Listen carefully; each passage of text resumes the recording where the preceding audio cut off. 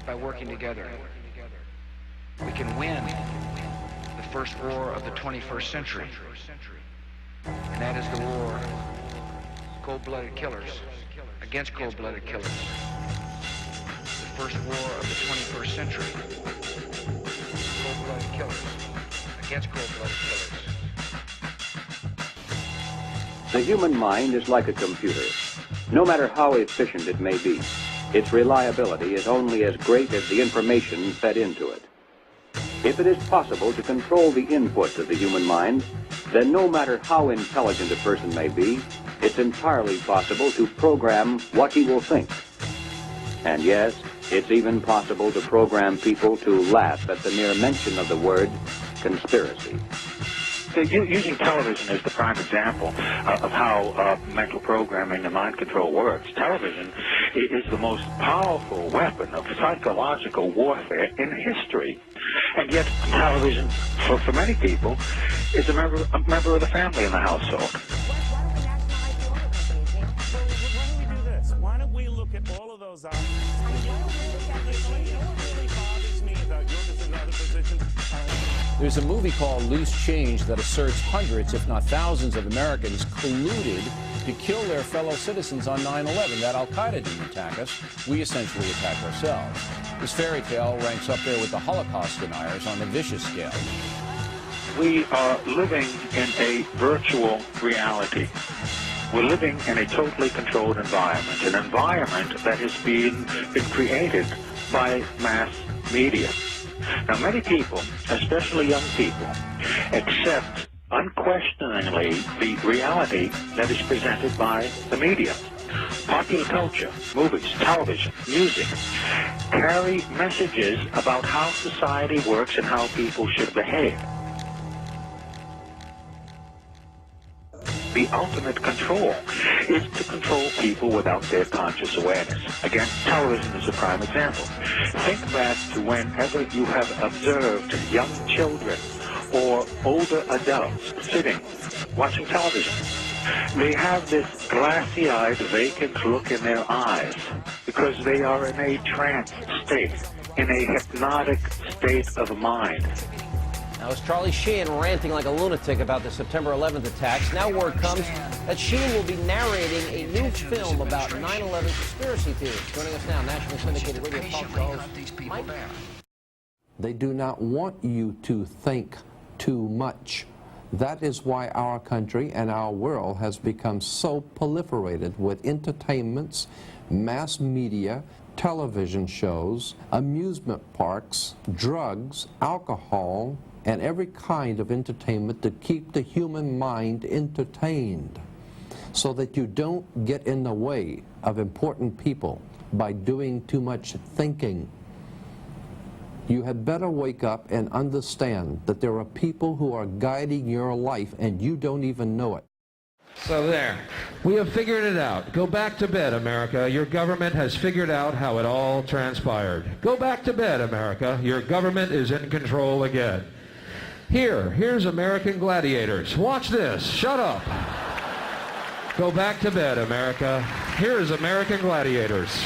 Here is 56 channels of it. Watch these pituitary retards bang their fucking skulls together and congratulate you on living in the land of freedom. Here you go, America. You are free to do as we tell you. You are free to do as we tell you. Oh, good. Honey, I heard on the news that they figured out that the gun, what happened is that there's an echo and that Kennedy was asking Jackie what it was, and that's why his head flew up. Honey, what time's Gladiators on? Are we missing it? Woo, I'm so glad we're free, honey. There has been a long-held consolidation of ownership of the different medias, press, publishing, film, music, television, consolidated ownership into the hands of very few individuals, the multinational corporations. Today, there are half a dozen multinational corporations that are controlling the information and entertainment choices that people have. The truth of the matter is that increasingly what we see, what we hear, and what we read is being controlled by fewer and fewer large People don't appreciate this. You know, in the last days of the Soviet Union, you had dozens of newspapers, dozens of magazines, all kinds of radio and television stations. The only problem is that all of that media was controlled by the Communist Party of the Soviet Union or the government of the Soviet Union. We are moving in that direction. There is an illusion of choice that's maintained when you can have 100 channels on your cable system, and how many movies did the studios release a year now? All these different studios, and the music industry with so many labels, and magazine stands that go on and on and on forever. Well, the owners are a handful, 5, 6 different companies. 90% of the top cable channels are owned by the same giants that own the TV networks and the cable systems. More channels are great, but when they're all owned by the same people, cable doesn't advance localism, editorial diversity, and competition. And those who believe the internet alone will save us from this fate should realize that the dominating internet news sources are controlled by the same media giants who control radio, TV, newspapers, and cable. Okay, we say we've got freedom of press in this country, and some folks have said that you've got freedom of press as long as you own it. Well, who owns the media? And when I say that, I mean it not literally, but as far as who controls the information that goes out in the media. An example, NBC is owned by General Electric, and General Electric is one of the top 10, if not top 5 defense contractors. Is NBC going to expose a news story that might in some way impede a contract negotiation, which can mean a lot of money for General Electric? I don't think so. So the point here is that we have elected officials, both Republicans and Demopublicans, that cater to who? Certainly not the common people. We don't have the huge amounts of money to contribute to their election campaigns. The people that contribute the most amount of money are the corporations. And so that representative or senator is going to do what is going to be in the best interest of those corporations. So if the corporations are controlling and influencing our elected officials, we must also take a look at the mainstream media. Who pays the bulk of the advertising dollars that keep the mainstream network news going? Is the major corporations. So what we have now is we have corporate control of elected officials, corporate control of the media, and this is why some people are now calling it the corporate Borg, because they have assimilated several different areas of our entire society. The corporations control agriculture, technology, manufacturing, industry, education, communication. They control our elected officials. This is not a government of, by, and for the people. It is a government of, by, and for the corporation. And by definition, when business controls government, that is inescapably fascism.